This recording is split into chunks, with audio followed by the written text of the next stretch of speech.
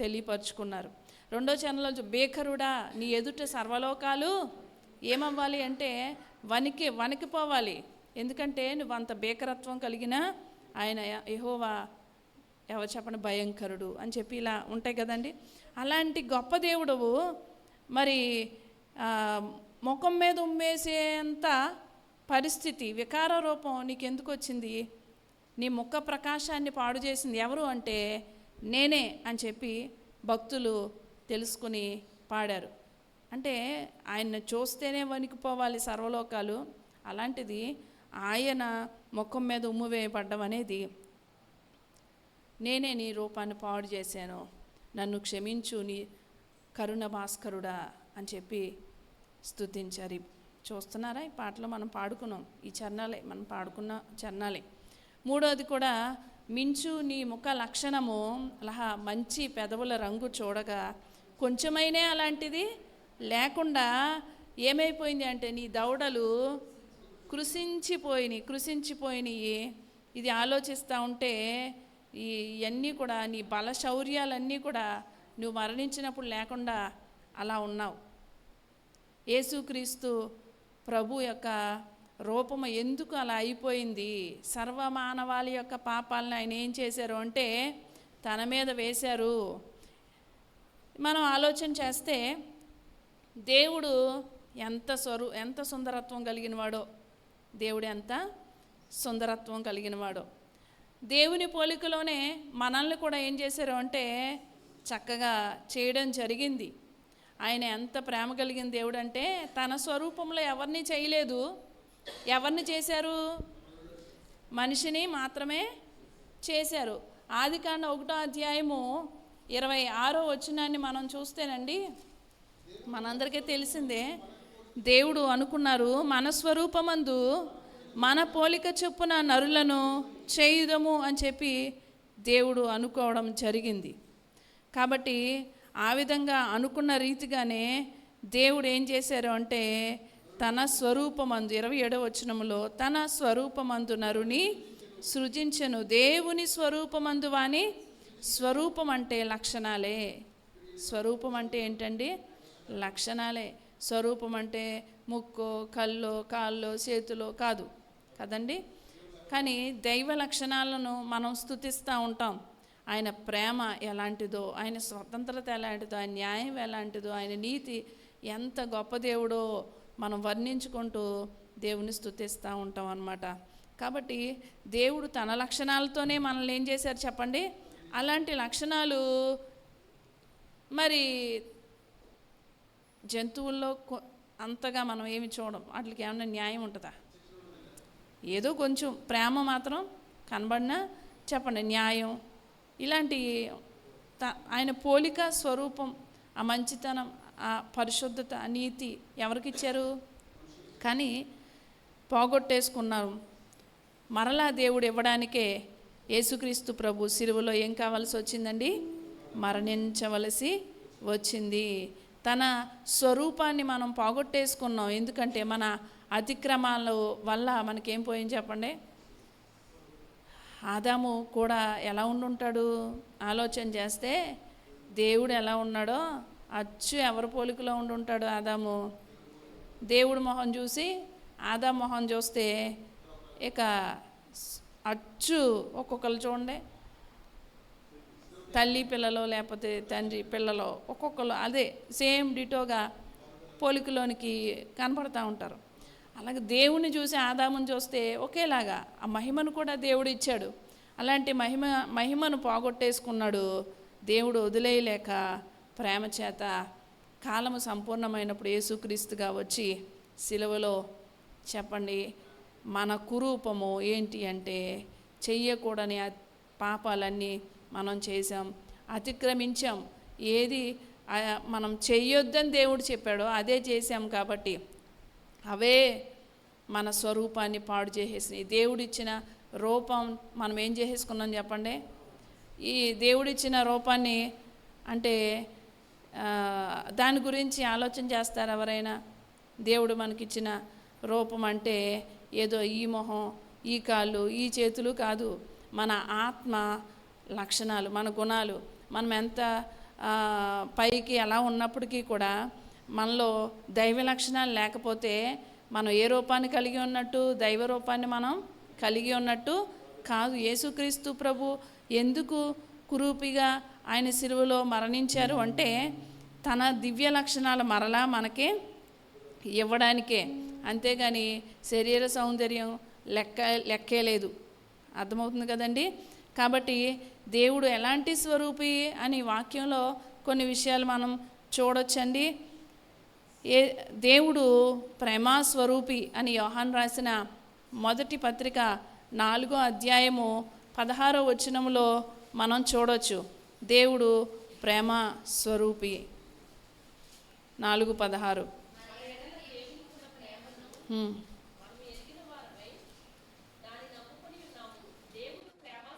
దేవుడు ప్రేమా స్వరూపి అయి ఉన్నాడు. చూడండి, దేవుడు ప్రేమా స్వరూపి. మరొక చోట కూడా ఉంటుంది దేవుడు ప్రేమా స్వరూపి అని.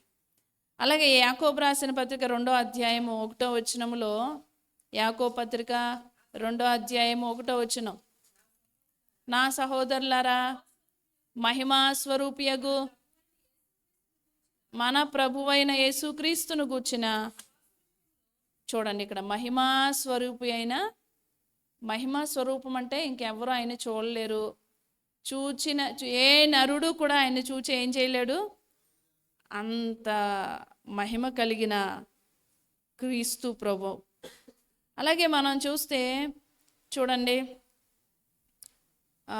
అలాంటి ప్రభు ఎలాంటి స్వరూపాన్ని ధరించుకున్నాడు చెప్పండి. ఫిలిప్పీ పత్రిక 2వ అధ్యాయం 7వ వచనంలో ఉంటుంది, దేవుడితో సమానంగా ఉండుట విడిచిపెట్టకూడని భాగ్యం అని ఎంచుకోలేదు, కానీ మనుషుల పోలికగా పుట్టి దాసుని స్వరూపం, ఒక సేవకుడిగా దేవునికి మనుషులకి మధ్యకి సేవ చేయడానికి చెప్పండి తాను ఆయన అప్పగించుకున్నట్లుగా దాసుని స్వరూపంలోకి ఆయన వచ్చేశారు.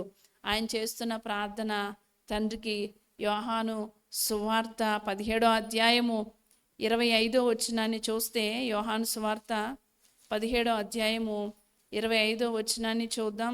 నీతి స్వరూపుడు వగు తండ్రి, లోకము నిన్ను ఎరుగలేదు, నేను నిన్ను ఎరుగుదును, నీవు నన్ను పంపితువని వీరు ఎరిగి ఉన్నారు అని చెప్పి ప్రార్థన చేస్తున్నారు. దేవుడు నీతి స్వరూపి, మహిమా స్వరూపి, ప్రేమ స్వరూపి. మనం ఇలా దేవుని స్వరూపం ఎలాంటిది అంటే నీతి కలిగినవాడు, ప్రేమ కలిగినవాడు, చెప్పండి కనికరం కలిగినవాడు కదా, మంచి లక్షణాలు కలిగినవాడు దేవుడు.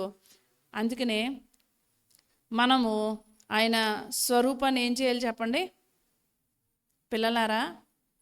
పౌలు గారు అందుకే బాధపడతారు, ఎందుకంటే పాపం వల్ల మనకు వచ్చిన కురూపం ఎంత భయంకరమైందో మళ్ళా మనల్ని ఆ స్థితికి తీసుకురావాలని పరిశుద్ధాత్మ దేవుడు ఆయన ద్వారా వ్రాయించారు. గలతీయులకు రాసిన పత్రిక 4వ అధ్యాయము, గలతీయులకు రాసిన పత్రిక, పిల్లలారా, క్రీస్తు స్వరూపము మీ యందు ఏర్పడే వరకు మీ విషయమై మరలా నాకు ప్రసవ వేదన కలుగుచున్నది అని చెప్పి వ్రాయడం జరిగింది. ఎందుకంటే ఇప్పుడు దేవుడు అంటే, దేవుని స్వరూపం అంటే ఏంటో తెలుసు, దేవుని లక్షణాలు ఎంత మంచియో, యేసుక్రీస్తు ప్రభు ఎంత మంచి దేవుడో కొంతవరకు అర్థం చేసుకోగలుగుతున్నాం.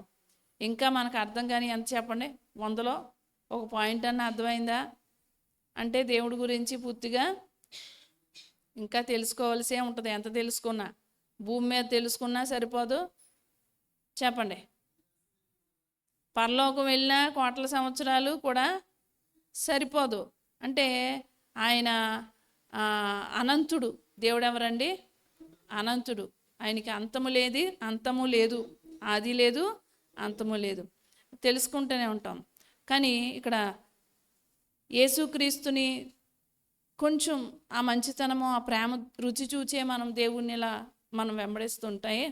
మరి క్రీస్తు స్వరూపాన్ని మనం సంపాదించుకుంటే ఎక్కడికి వెళ్తాం మనం?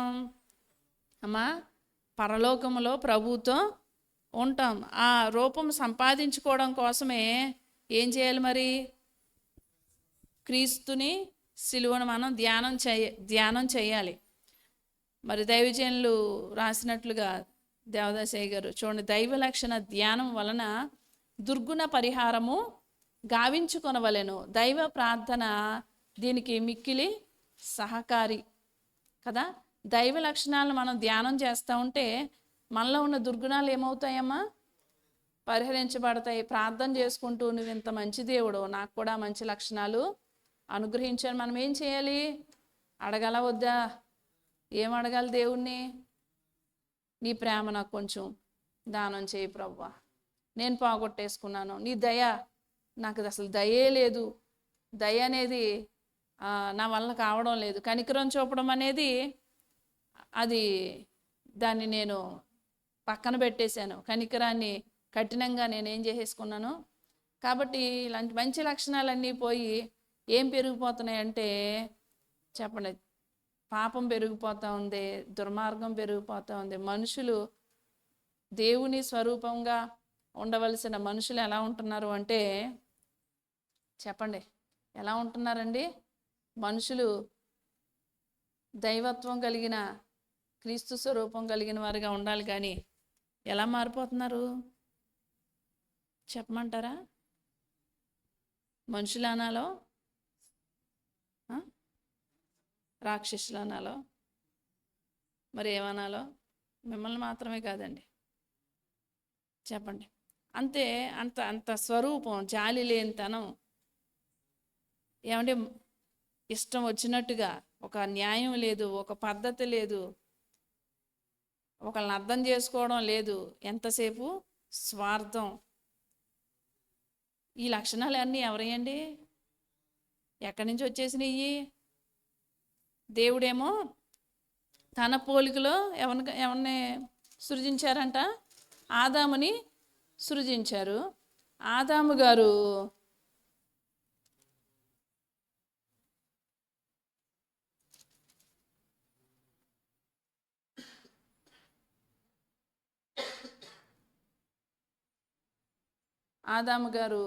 తన బిడ్డలకు మళ్ళీ ఏ రూపం ఇచ్చారు చెప్పండి? షేతు. అంటే తన స్వరూపంలో మళ్ళీ ఎవరికన్నారు?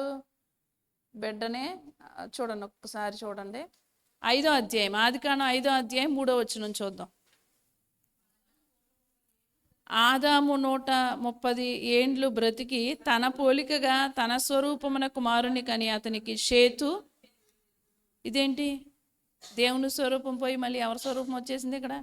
ఆదాము దేవుని స్వరూపమే, కానీ ఆజ్ఞను అతిక్రమించేశాడు. అక్కడ ఆజ్ఞను అతిక్రమించడాన్ని బట్టి ఇప్పుడు స్వరూపం మారిపోయి ఎవరి లక్షణాలు వచ్చేస్తున్నాయి? ఇంకా ఆదాములో ఏ లక్షణాలు ఉంటాయో దేవుని లక్షణాలు కొంచెం తప్పినాయి కాబట్టి ఆదాముకి, చెప్పండి, అయ్యే లక్షణాలు ఆ తప్పినయే మళ్ళీ ఎవరికి వచ్చేసినాయి?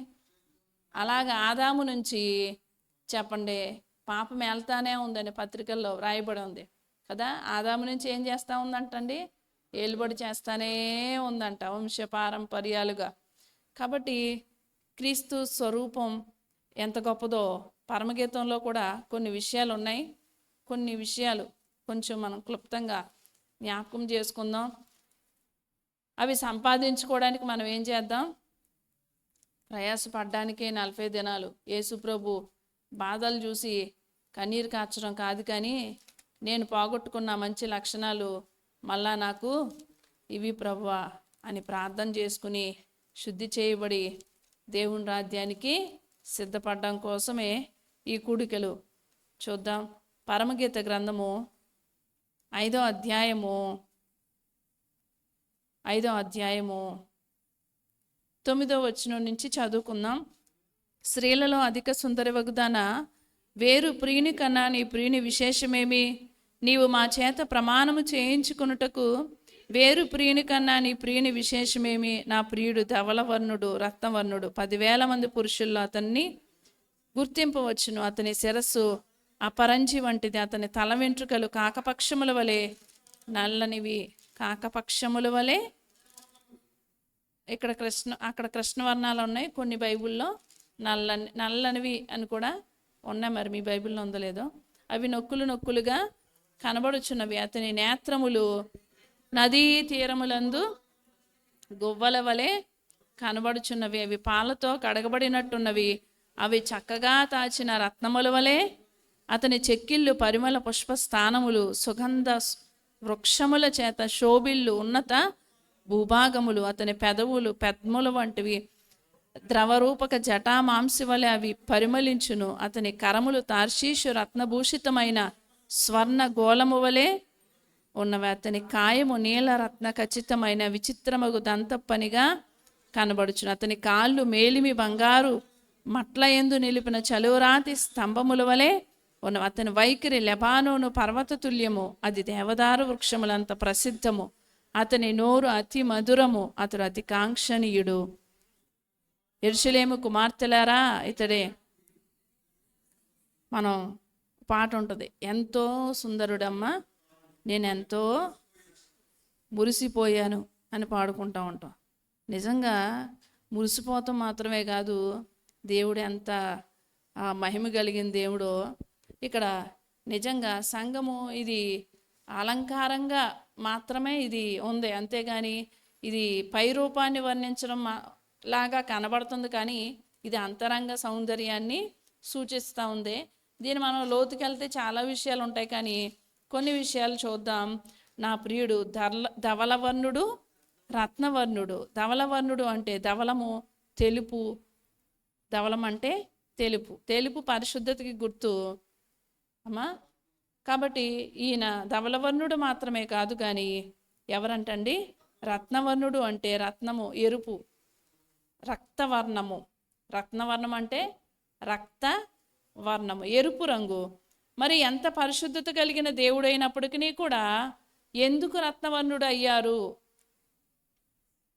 అని మనం ఆలోచన చేసాం. మళ్ళా జ్ఞాపకం తెచ్చుకుంటే, మన మానవ రక్షణ కొరకు రక్తం చిందించాలి కాబట్టి రక్తము కలిగిన మనిషి రూపంలోనికి ఆయన రావాల్సి వచ్చింది. మరి ఈయన మనిషి కాబట్టి ఈయనలో రక్తం ఉంది.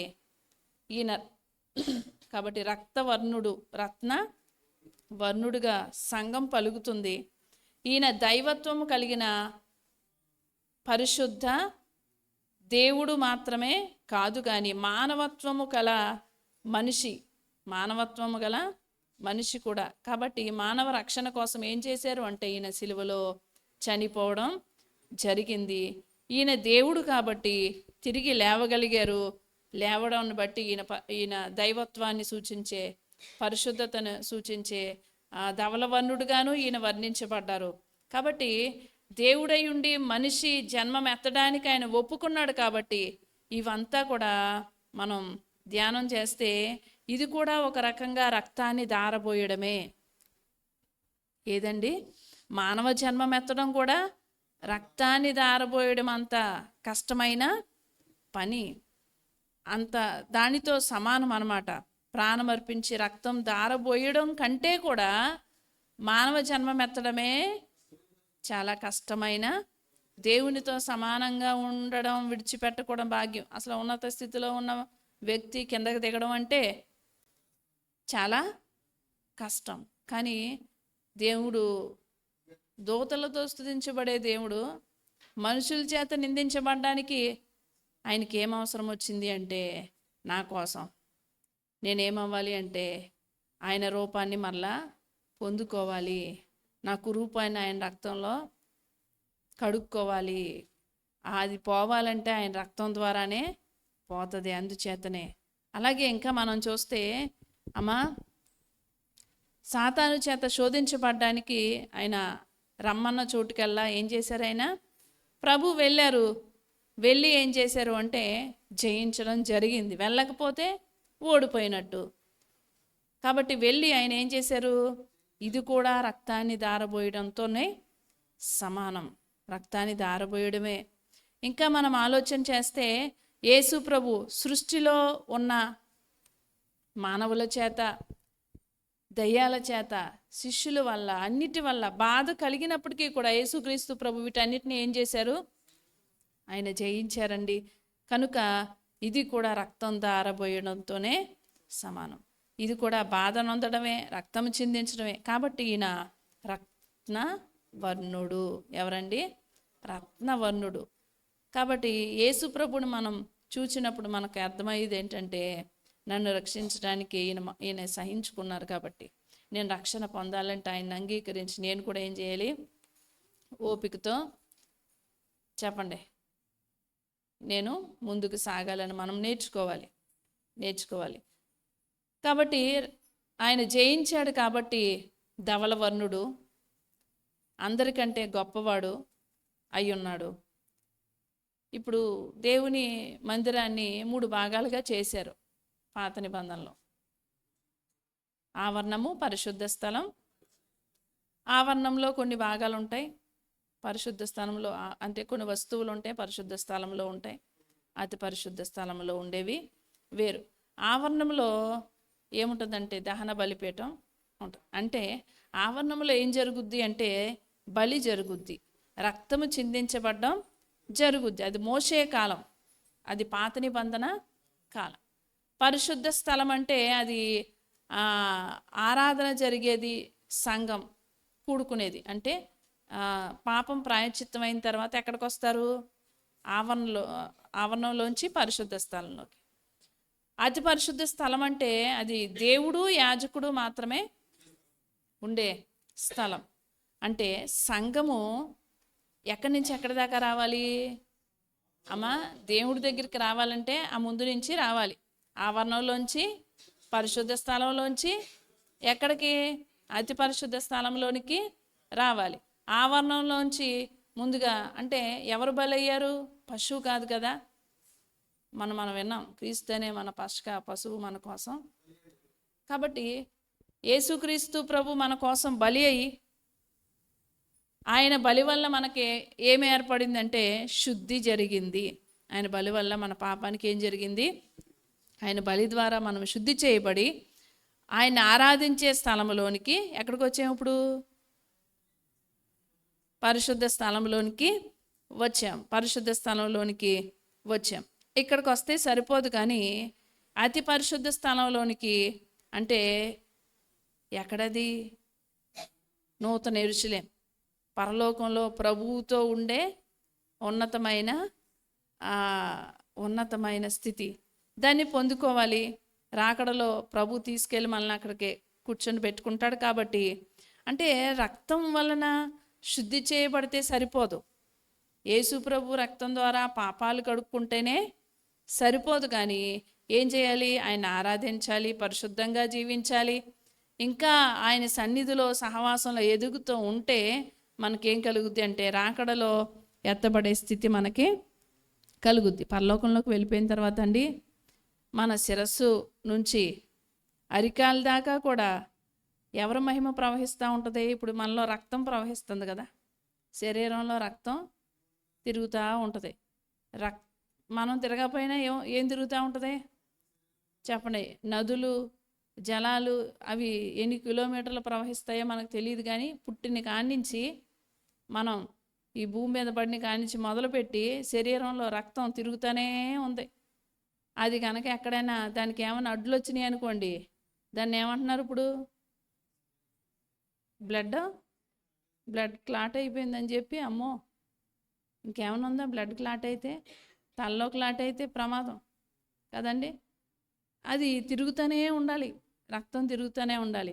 చక్కని చరణం ఉంది, నా రూపలావణ్యములు నీ రూపలావణ్యములగును, నా రక్తము ప్రతి నిమిషము నీలో ధారగా ప్రవహించును, అది జీవము అని చెప్పారు. కాబట్టి యేసు రక్తం మనలో ప్రవహిస్తుంది.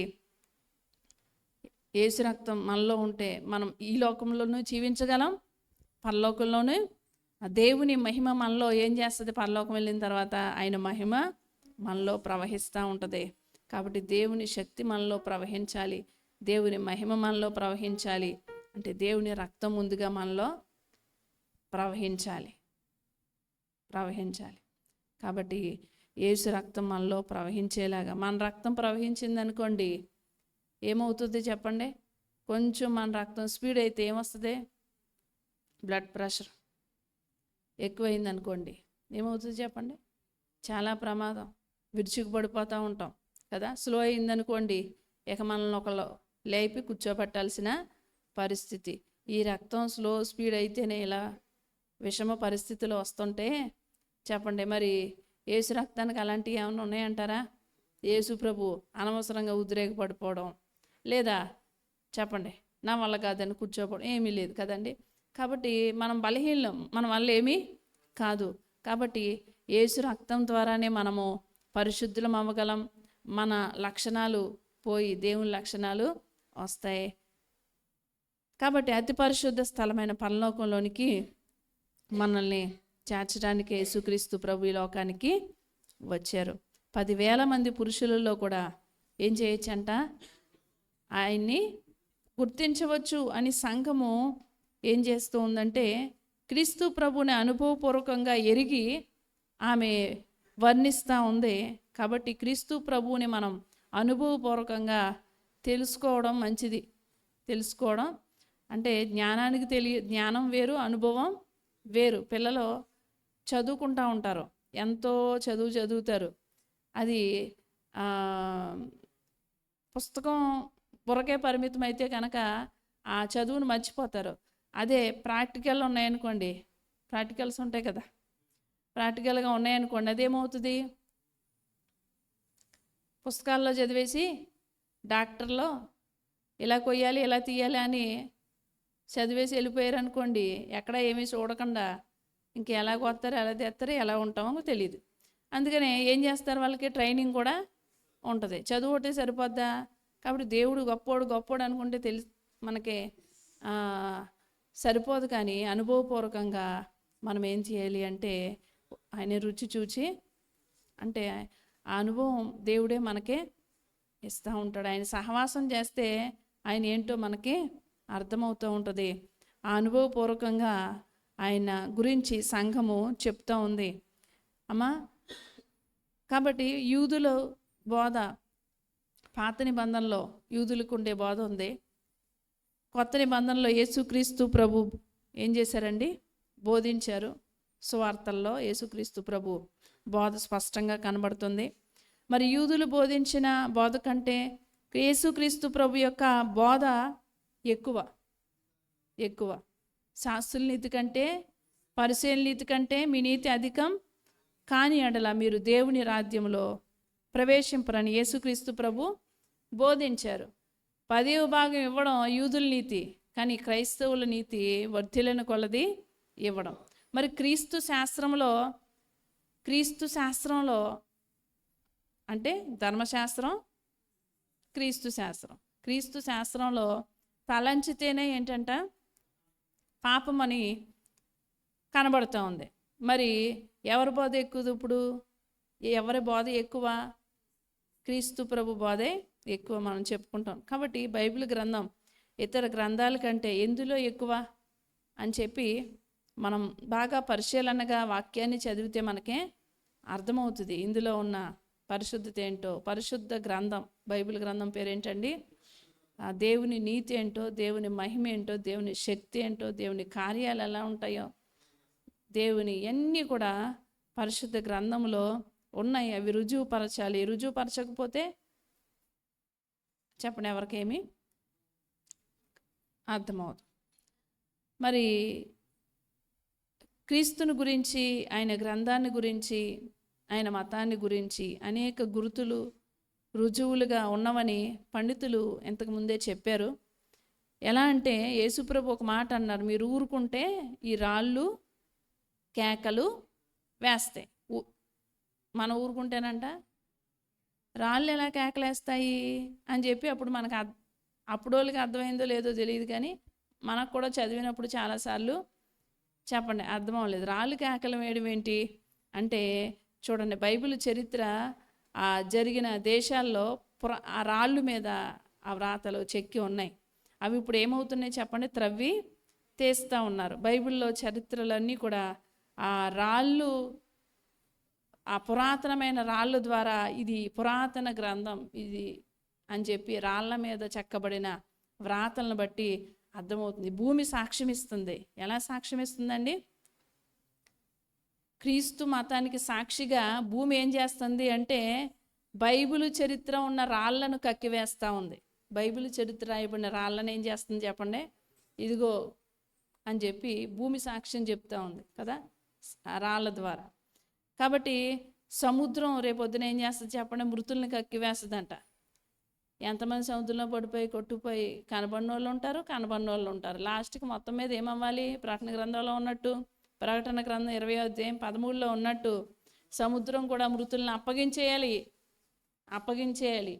దేవునికి మరుగైంది కానీ చెప్పండి, ఇంకా ఏది మనకు అడ్రస్ లేకుండా ఉన్నాయని, అది బూడిదైనా కావచ్చు, ఏదైనా సరే చివరికి దేవుడి ముందు నిలబడవలసిందే.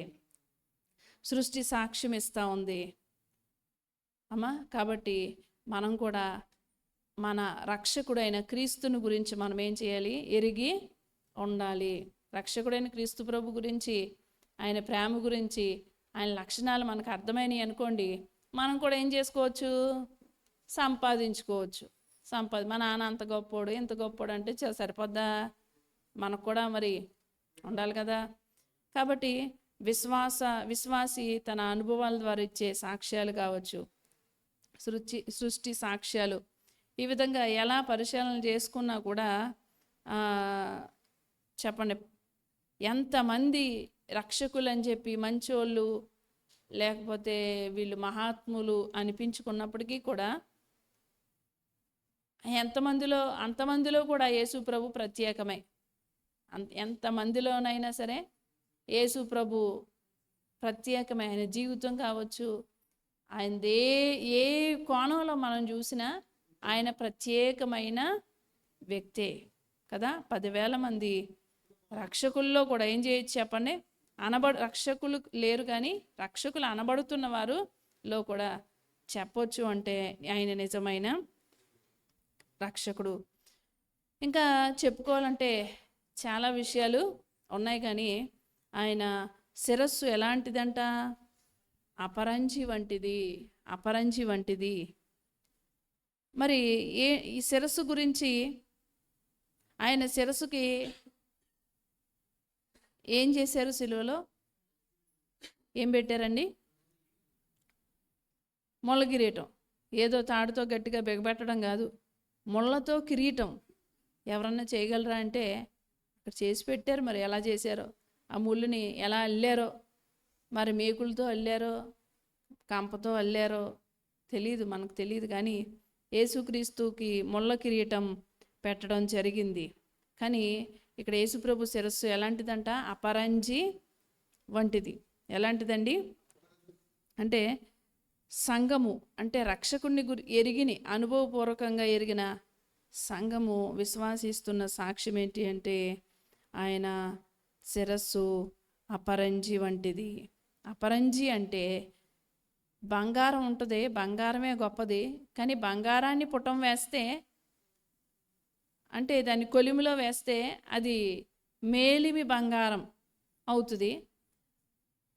మేలిమి బంగారాన్ని ఏమంటారు? అపరంజి అంటారు. మేలిమి బంగారాన్ని. ఇంకా అందులో ఏముండదు, ఇంకే వేస్ట్ ఉండదన్నమాట.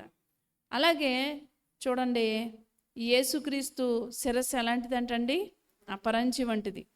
సముద్రాన్ని కలుగు చేసిన దేవుడే ఆయనే. అన్నిటికీ ఎవరండి చెప్పండి? శిరస్సు. అన్నిటికీ శిరస్సు దేవుడే. కొలస్సీ పత్రిక 1:18 చదువుకుందాం.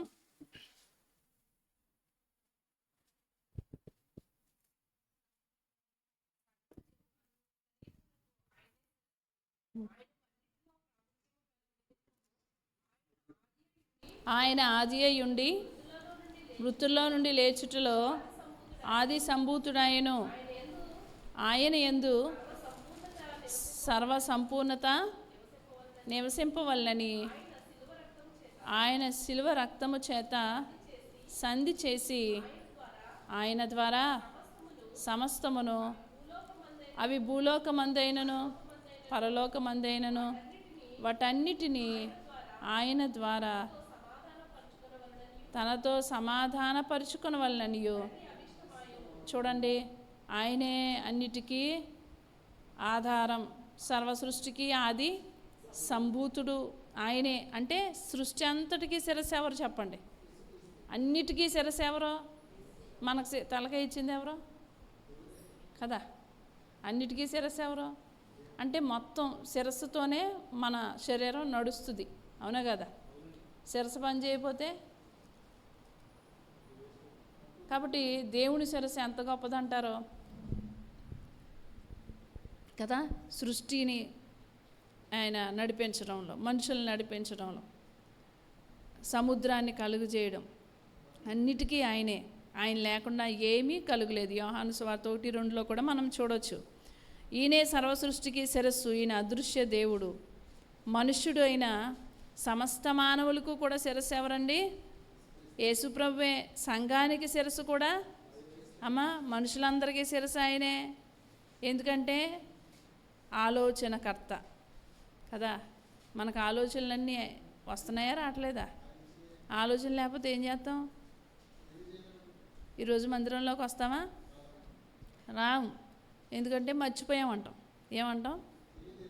మర్చిపోయాం, లేకపోతే అయ్యో ఇలాగా ఎన్నైనా చెప్తాం. ఆ బుర్ర ఏదో కాస్త పని చేయబట్టి ఏం చేస్తున్నాం?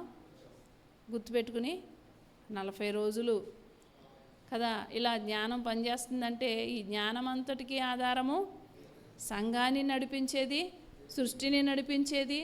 అంటే శిరస్సు, అన్నిటికీ శిరస్సు ఎవరండి? దేవుడే. యేసుక్రీస్తు ప్రభువే. ఈయనే శిరస్సే ఉన్నారు. మరి ఈ లోకంలో మనిషిగా జీవించింది 33.5 సంవత్సరాలు మాత్రమే. ఈ 33.5 సంవత్సరాల జీవితమే ఈయన ఒక శిరస్సుగా ఆయన చేయవలసిన పనులన్నీ చేసేశారు. ఈ జీవితం అంతట్లో ఎన్ని శోధనలు కలిగినప్పటికీ కూడా ఆయన జయించుచూనే వచ్చారు. కాబట్టి ఈయన జీవితము అపరంజి వంటి శిరస్సు కలిగినదిగా కనబడుతుంది. ఈయన జీవితమే ఎలా కనబడుతుంది చెప్పండి? అపరంజి వంటి శిరస్సుగా కనబడుతుంది. మీరు ఎఫెసీ 1:22 లేదా 4:16, 5:23 కూడా చూడొచ్చు. సంఘము నాకు శిరస్సు క్రీస్తు. మరి క్రీస్తు అయిన శిరస్సు నుంచి సంఘం వచ్చింది. దీనికి ఆయనే శిరస్సు. మన శిరస్సు ఎవరమ్మా? మన శిరస్సు ఎవరో చెప్పండి? యేసుక్రీస్తు అయి ఉండాలి. సంఘానికి శిరస్సు ఎవరై ఉండాలి? యేసుక్రీస్తు ప్రభువే. అంటే ప్రభు జ్ఞానముతో ప్రభు చెప్పినట్లుగా నడుచుకోవడమే సంఘం యొక్క పని. అప్పుడే మనం ఆయన శరీరములో అవయవములుగా ఉండగలం. క్రీస్తు చెప్పినట్లుగా నడుచుకోకపోతే మనం క్రీస్తు శరీరము కాదు. క్రీస్తు శరీరం. సంఘానికి పేరేంటండి? శిరస్సు. ఆయన చెప్పినట్టు నడుచుకోకపోతే శరీరంలో నుంచి వేరైపోయినట్టే. వేరైపోతే ఎక్కడ ఉండం? ఇక్కడ శిరస్సు చోట, మొండువ చోట ఉండలేదు కదా. కాబట్టి అనుకూలంగా నడుచుకుంటేనే క్రీస్తున్న చోట మనం ఉండగలం.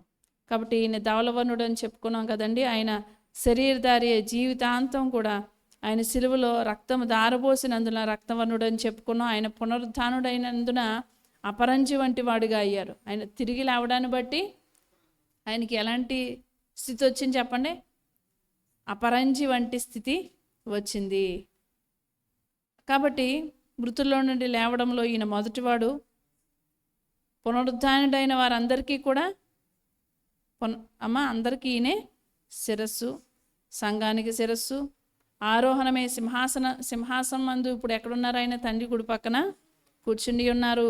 కాబట్టి సమస్త అధికారము మరలా ఆయన పొందుకుని ఉన్నారు. అన్ని నామాల కన్నా పైనామం ఎవరిదండి? ఇప్పుడు యేసుక్రీస్తు ప్రభుదే. ఇంకా ఆయన నామానికన్నా గొప్ప పేరేది కూడా, ఇంకా మించింది కూడా ఎక్కడా లేదు. భూమి మీద కానీ భూమి కింద కానీ ఎక్కడా కూడా అన్ని నామాల కన్నా పైనామం ఎవరిదండి? అంతగా ఆయన హెచ్చించబడ్డారు. కాబట్టి ఈయన పెండ్లి కుమారుడే వచ్చి సంఘాన్ని కూడా ఏం చేస్తారు అంటే పరలోకానికి తీసుకుని వెళ్ళి ఆయనతో కూర్చుని పెట్టుకుంటారు. 1000 సంవత్సరాలు భూమి మీద చెప్పండి. 7 ఏండ్లు అయిన తర్వాత, 7 ఏండ్లు విందైన తర్వాత 1000 సంవత్సరాల రాజ్య పరిపాలన చేయడానికి వధువుతో వస్తారు. ఇది యేసుక్రీస్తు ప్రభువే. కాబట్టి మరింత అపరంజి శిరస్సుగా ఆయన శిరస్సు కనబడతా ఉంది. కాబట్టి ఆయన శిరస్సు వర్ణన దైవజనులు చక్కగా చెప్పారు. కాబట్టి ఇంకా చెప్పుకోవాల్సి వస్తే చాలా విషయాలు ఉంటాయి. కానీ మొత్తం మీద దేవుని చిత్తమైతే కనుక ఆయన స్వరూపాన్ని మనం వర్ణించుకోవచ్చు. ఏం చేయొచ్చండి? తర్వాత ఏముంది? అతని తల వెంట్రుకలు కాకపక్షం వలె కృష్ణ వర్ణములు అని ఉన్నాయి, నల్లనివి. కృష్ణం అంటే ఏంటంటే నలుపు. ఈ నలుపు ఏంటో దేవుని చిత్తమైతే ఆయన స్వరూపాన్ని ధ్యానం చేసుకుంటా అలాంటి ఎంత మంచి స్వరూపం కలిగిన వ్యక్తి సిలువలో అలా అయ్యారు అంటే కారణం నా పాపమని మనం గుర్తించి ఏం చేయాలి? ఒప్పుకోవాలి. ఆయన శిరస్సుపై ఇప్పుడు ఏముంది? ముండ్ల కిరీటం ఉంచబడిందా?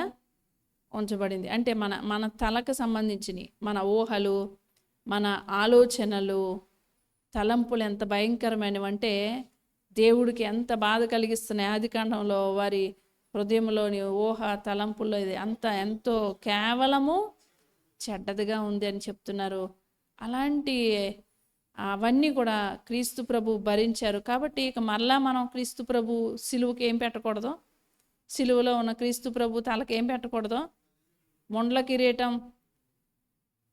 చెడ్డ ఆలోచన చేస్తే ఖచ్చితంగా ఏం పెట్టినట్టు? ముళ్ళ కిరీటం. ఎవరో కాదు అది. కాబట్టి ఎప్పుడో ఆయన బాధ పెట్టబడ్డారు శరీరధారిగా.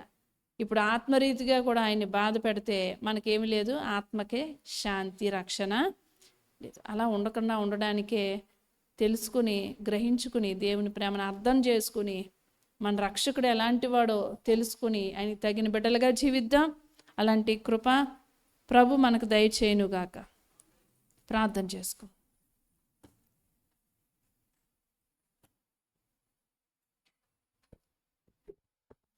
సర్వోన్నతుడా పరిశుద్ధుడా మీకు వందనాలు, స్తోత్రాలు. క్రీస్తు ప్రభువా నీ శిరస్సు అపరంజి వంటిదని దేవా మేము నీ వాక్యములో విన్నాం. నీవు ధవలవర్ణుడిగా రత్నవర్ణుడిగా ఉన్నామని, నీ రంగును నీ రూపాన్ని అయ్యా భక్తులు వారు గుర్తించారు. కానీ సిలువలో నీ రూపము చూడనల్లనిదిగా అయిందంటే కారణం నేనే, నా పాపమే. నన్ను క్షమించు దేవా, నన్ను క్షమించి నీవు కాచిన పరిశుద్ధ రక్తాన్ని నాలో ప్రోక్షించి నాపై ప్రోక్షించి నీ దివ్య లక్షణాలు నాకు దయచేయి ప్రభువా. నీ దివ్య లక్షణాలు నాకు దయచేయి తండ్రి.